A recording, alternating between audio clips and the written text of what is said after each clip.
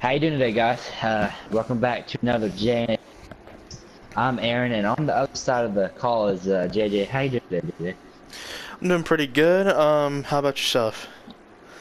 Ooh, I'm doing really good. I'm just ready to get to the point of what we're doing today. I think everybody knows what we're doing from if they are loyal to our podcast. That's a stretch. Please, we beg you. I feel like they forget we upload half the time. They're too busy watching I know, like right? KSI and Logan Paul. I know. Who the fuck do we have to fight for some recognition? I know. Who do I have to get my ass kicked by in a boxing ring? Y'all let me know. They're pussies though, bro. They cover up their head with a mask. Yeah, they didn't have their chin exposed like Floyd and Connor last year. You know what I But just realized?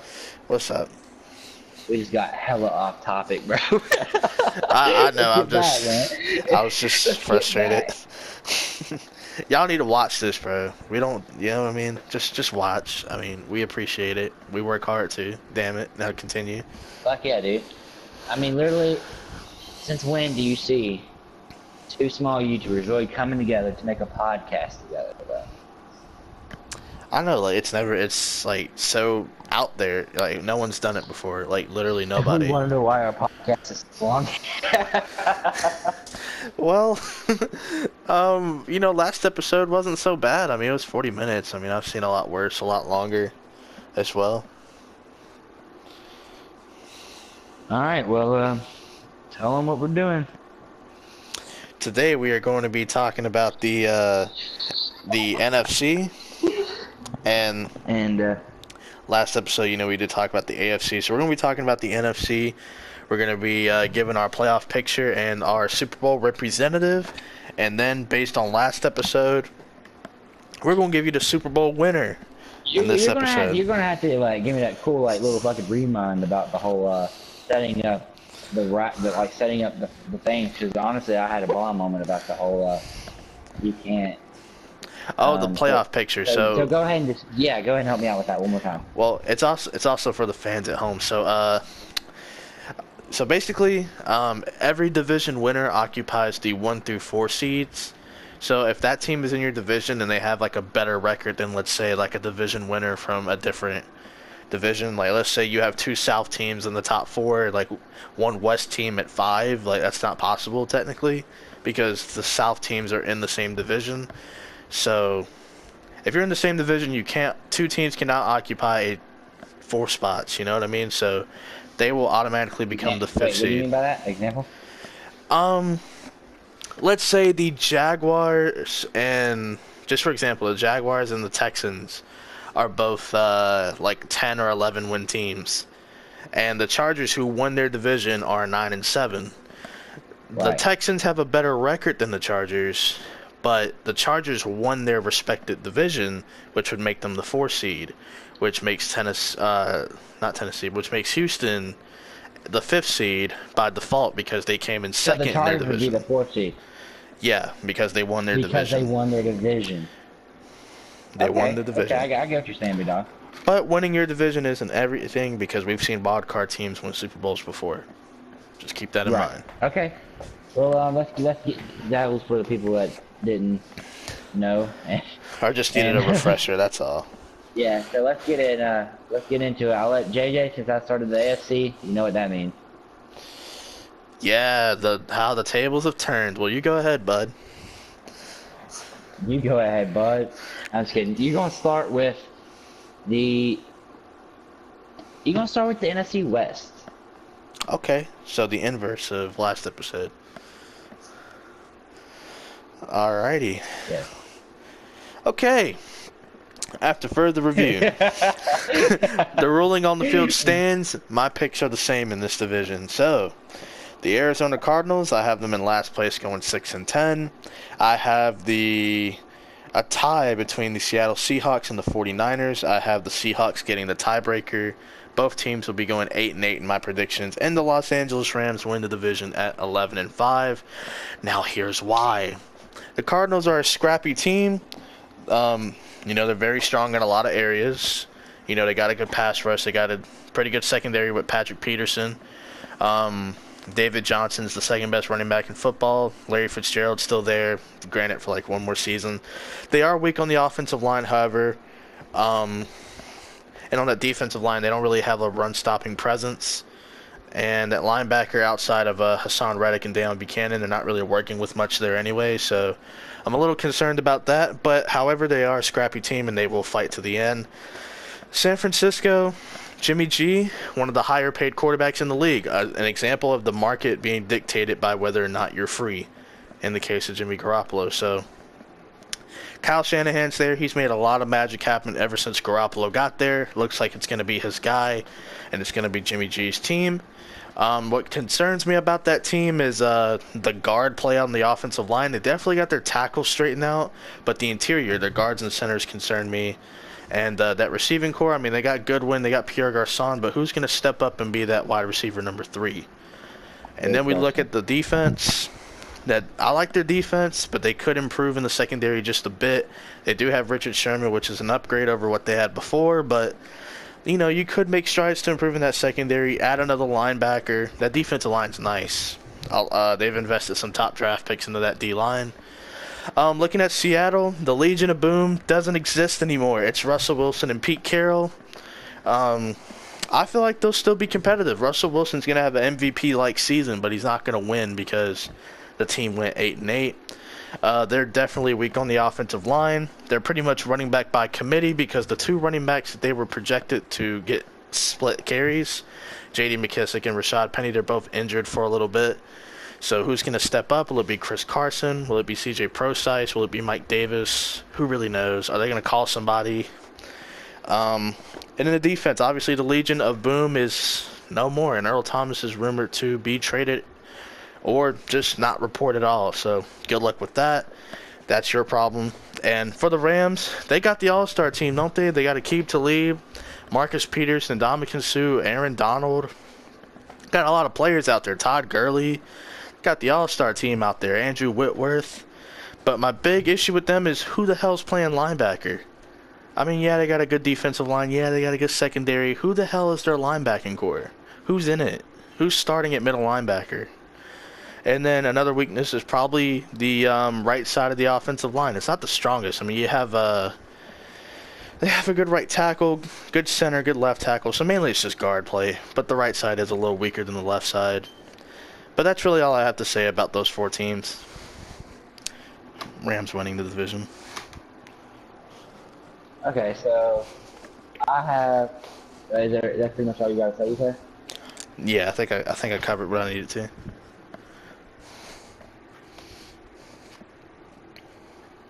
Alright.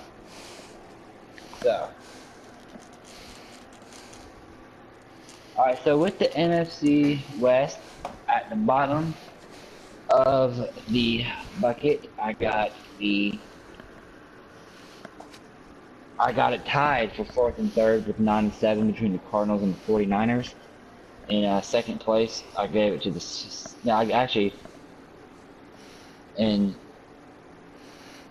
I'm having a bomb moment right now. My bad. And in last place is the Seahawks with 8-8. 3rd and 2nd, or 3rd and 2nd is tied with 9-7, and then with 9-7 with the Cardinals and 49ers. In 1st place is with the Rams.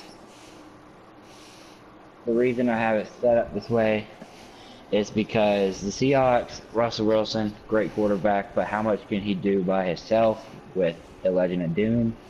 And then you got 49ers. You have to show me more.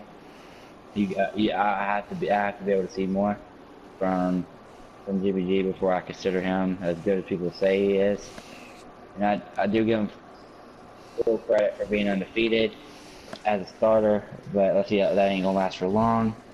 Then you got the Cardinals at 9-7. They drafted Josh Rosen, which was a pretty good pickup. Obviously he's not going to start, but once Carson Palmer leaves, you know you have somebody. Then you got Larry Fitzgerald, also a really good pickup. Oh, not a good pickup, a really good receiver, Hall of Fame. And then finally, and a pretty good defense too. And then when you get to the Rams. I mean, with all the people they picked up, and I makes big arguments about how if you pick up too many players, it will end up being bad.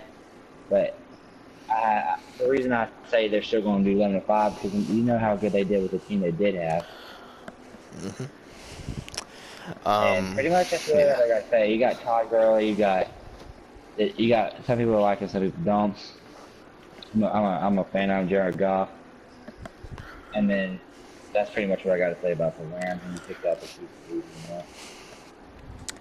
Just to add to that, Carson Palmer retired. The starting quarterback, Sam Bradford. Yeah, why not? Dude, I'm playing Fortnite. Give me a break, okay? I don't think Carson Palmer comes in shield potions. Dude, you know I was playing Fortnite. Don't even. Okay, listen. That's not one of my biggest bright moments. But people understand. Listen. It's fine. Jimmy Graham, apparently he's with the Seahawks according to Davis. So it's all good. He wasn't playing a game though. It's all good. He wasn't playing a game. No, he was. He was playing Madden 18. That's why he thought he was on the Seahawks still. Yo, that was great, bro. That was so great. But pretty much. Okay, my bad. It's okay. I don't know why I said that. No, I feel dumb, but people wouldn't realize that I was in an intense battle on Fortnite, so no one can get upset on your end. Yeah, it's all good. Oh my god. Okay, so that's pretty much what I have to say about that. No Carson Palmer, scratch that. Erased from history. That's what. Yeah, erase that because Josh Rosen's gonna be great. Oh god. All right, what's the next division? You got. I'm gonna hit you with the NFC East. The East. Oh boy. Oh, the NFC East. How overhyped their teams are. Let's go ahead and get into it. I have the New York Football Giants in 4th place at 6-10. I'll explain why later. I know it sounds kind of crazy. I have the Washington Redskins in 3rd place at 7-9. I have the Dallas Cowboys at 8-8 in 2nd place. And I have good old Philly, the defending champs, at 10-6. The Giants, yeah, they're flashy. They got playmakers. They just signed Odell Beckham. But they're just switching over from a 4-3 to a 3-4 defense. And I don't really think they have the personnel for that. But whatever. I do like their draft as well. I thought they had a really good draft. Getting Saquon Barkley. Getting Will Hernandez, who is the 2nd best guard prospect easily. Lorenzo Carter, who's a pass rusher, and Kyle Luletta, who is now the new backup in town. So we'll see how things go for the Giants. I think they'll be 6-10. The Washington Redskins. I'm not playing Fortnite. Okay, ladies and gentlemen, we have confirmed he's never playing Fortnite again. All right, the Redskins. 7-9. The reason I have them going 7-9 is because the one constant, except for this scenario, is Alex Smith making the playoffs. I feel like he can make it work, though. At least 7-9. It's not too much you're asking from Alex Smith. I mean, granted, a lot of things have changed, and their draft, they had Daron Payne in the 1st round. I have to see more from them to really grade them or judge them. This team, it's a little different. They have Adrian Peterson now in the backfield because Darius Geis and Samaje Perine are injured. And if they were confident in whoever else was their power back on the team, they would have just rode with them. But obviously they brought in AP to do their job, so it is what it is. Looking at the Dallas Cowboys, I'm not really a fan of their receiving core right now. I like Michael Gallup, but I'm not really a fan. League, bro. Yeah, according to one fan base. Ezekiel Elliott, top 5 running back. I will say that at least. But according to certain fan bases, he's probably number 1, depending on who you ask. Depending on the fan base out there, they're going to think he's number 1. They have Dak Prescott. Depending on the fan base, they're probably going to think he's number 1 too. I don't know who their tight end is because 57-year-old Jason Witten retired. Travis Frederick has an injury that came up. Tyron Smith's coming off a messed up back. Zach Martin's banged up. So how is Zeke going to lead the league in rushing if... Oh, never mind. If you're telling me he's that good, he should be able to run no matter who's blocking for him, right? Because David Johnson's offensive line ain't that good. And then the defense, you know, it is what it is. I need to see more from DeMarcus Lawrence. I just need to see more from the defense in general. What do you mean? They are pretty athletic. What do you mean, I know, man. It's like if you ask Cowboy fans, that's the #1 defense. According to Skip Bayless, it's about, or no, according to Jerry Jones, he said this is a better, you know, as good as a defense as the Super Bowl defense is. And, you know, that was a long time ago. I mean, that's VHS days we're talking. So I don't know if it's that good. I don't think there's a Charles Haley on their team right now, but whatever. And then defending champs, I think they're going to struggle out the gates early because Carson Wentz is going to be out for a little bit. Alshon Jeffrey's going to miss at least a month of action as of today as well. So Wait, what happened today? Well, I think they figured out how long he'll be out with his injury, which is like a month. So he'll probably miss like the first 2 or 3 games. Wait, what was the injury again? I honestly can't remember. I want to say it's some sort of leg injury, like a foot maybe or something, but I can't remember. All I know is he's out for a month, according to ESPN. But they're going to struggle out the gates, the Eagles are, so good luck with that. But they will go 10-6 because they have a complete team.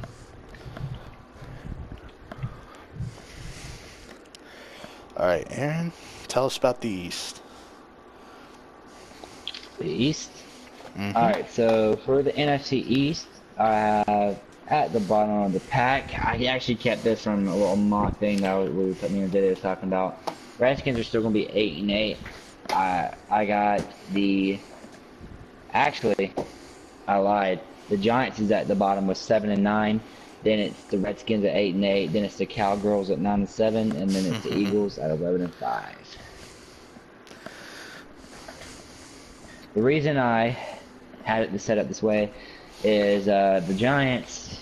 I was thinking about it, and yeah, I can't expect them to be good after having a bad season. Like, I feel like personally they're more capable. They're more than capable of being a good team, but they have to show it to me. I'm not going to be biased, so I'm gonna have. That's the reason I have it set up that way. Then you got the Redskins at 8-8. Alex Smith, normally known as the quarterback to get you to the playoffs. Me and JJ both said it. Not this year. Sorry to tell you. I just don't see that team. They're not even gonna be close at 8-8. Then you got the Cowgirls at 9-7. You got Zeke. Like JJ said, that receiving core is just trash. You got I mean, you still got I mean, obviously you still got decent offensive line, decent offensive line. You're just going to really miss Travis Frederick, Marcus Lawrence. Just like JJ said, I like this point. You got to show me more. One good season. Any defensive end can say they have one good season. That's something I'm also going to take from JJ because I've been using this a lot recently since he told me about it. Take his best year, take his worst year. Where you at, Lawrence? And that's who he is. Yeah, you like that, didn't you, JJ? I love that you was talking about that because that really means a lot if you think about it. Take away his best year, take away his worst year. That's who he is. The player. And I love that statement. And then the Eagles at 11-5. Shit, they made it to the Super Bowl with that roster. They've upgraded. They've lost some players, but you still got Carson Wentz once he's healthy again. And you still got Jay Ajayi and all of them at the running back. They got really good running backs, good defense, and we'll see where that goes. But just like JJ said, they're going to start off bad, but they'll get back. They're gonna. I'll go and say that they are going to start off 1-0 against the Falcons. And then that's pretty much it. On to you, JJ.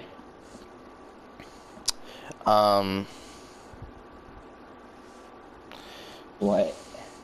My fault. I'm sorry, I got sidetracked. I was gonna say, like, I feel like a lot of people. I'm glad you like kind of changed it, but a lot of people are overhyping the Giants. Wait, a lot of people's what?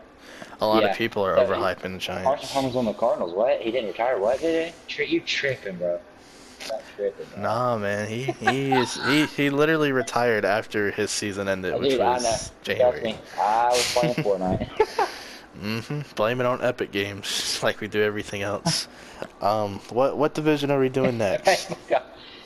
um, let's go to the second best division. Football, as of right now, could change pretty soon. The NFC North. The North. My favorite team plays in the North. I wonder if they'll be going 16-0 or not. No, I'm just playing. I'm not biased, people. All right. In fourth place, I have the Detroit Lions at 5-11. I have the Chicago Bears in third place at 6-10. I have the Green Bay Packers in second place at 10-6, and I have the Vikings in first place at 11-5. There's a lot of things in Detroit that I like, but I don't love anything about them. And Matt Patricia, to me, is just not a qualified head coach. He's a better coordinator than coach. And that seems to be the popular opinion if you ask a lot of people who know the NFL. Not guys who just kind of watch it, but guys who actually know the sport. They'll tell you they don't think Patricia is going to be a good coach. They do have some good talent, though. I like Marvin Jones and Golden Tate, the receivers. The Bears, they drastically improved a lot. They added 3 receivers. They added Anthony Miller in the draft. They added Taylor Gabriel and Allen Robinson via free agency. They picked up Trey Burton, the guy that threw the Philly special to Nick Foles, who actually caught it, unlike somebody else we know. I like their running backs, man. I feel like that's something they need to talk about more. No. We're talking about I'm just kidding. I think his name is like Tom or something like that. His name escapes you at the moment. Really? Yeah, we were talking about him in our last podcast. I can't think of his last name though. But yeah, Jordan Howard and Tariq Cohen, man, that's a nice 1-2 punch in your backfield. And Jordan Howard's still a little underrated to me. That defense is nice. They were top 12 last year. It wouldn't be that much of a stretch to say they'll do it again next season or this upcoming season. The Packers, they made some moves, which is kind of shocking of them. They normally just let players go or overpay them to stay on their team. They did draft 2 corners back-to-back rounds, and Jair Alexander and Josh Jackson. They signed Jimmy Graham. Unfortunately, they did lose Jordy Nelson, but, high risk, high reward, I guess. We'll see who comes out on top in the end, the Raiders or Packers with their addition. Let's see. They also added Muhammad Wilkerson on their defensive line. This team was a pretty good rush defense last year.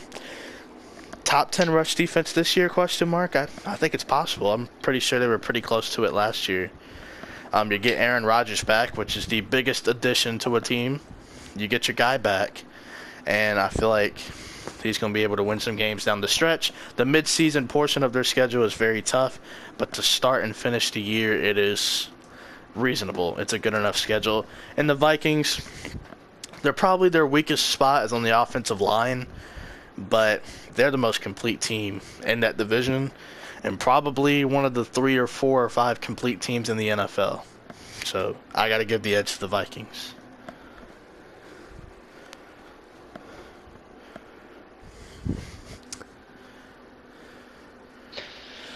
Good. I'm just kidding. All right. I like your answers, JJ. That was very smart the way you came out and gave logical answers to your response. I'm good at that. So at the bottom of the bucket, I have Tampa at 6-10. Recently changed. Tampa. Then I'm just kidding, bro. I'm fucking around. I wanted to see if you realize. I'm just kidding. No, seriously. Okay, at the bottom of the bucket. You should let me fuck with you. Why? So that way you can say in second I have Carolina. Oh, never mind. I'm at Chicago. Alright, so seriously. At the bottom of the Bears. At the bottom of the racket, I have the Bears at 7-9, then it's the Lions at 9-7, and then it's the Packers at 11-5, and to finish it off, my last and 2 of only 12-4 teams. the Vikings at 12-4. The reason I have it set up that way is because the Bears can't trust Mr. Trubisky. Pretty much that. They have a pretty good talent roster, but something that they were saying, and we all, or pretty much something we all say, is you have to eat as quarterback. You still need a quarterback. You can have a perfect team, but if you have a trash quarterback, there ain't no point. And that's something they have is trash quarterback. The Lions at 9-7, more capable of doing. They're way more capable of doing better, but it's because of who they play twice a year. The Vikings and the the Vikings and the Packers, and that's 4 losses right there. And then you got, and then that's the reason I have them at 9-7. Then you got the Packers 11-5, like you said. They got corners that work on that defense. They got Jimmy Graham, they got Aaron Rodgers back, so that's going to be a good team. And then the Vikings, the first or second defense in the league, depends on who you ask. And now they have Kirk Cousins with a very good receiving core. So that's pretty much what I have to say about the NFC North. Okay. Alrighty. Showing some love to the Detroit Lions, I see there. Just mess with Wait, you. how was I showing love to Detroit? 9-7? I mean, I don't know about that, but it's your predictions, not What did you mine. have? 5-11. What? They have a really good team. I don't trust the coach. The Bengals got a good team too. I don't trust the coach. Okay. I mean, I know who he worked with, Bill Belichick, but he's not Bill Belichick.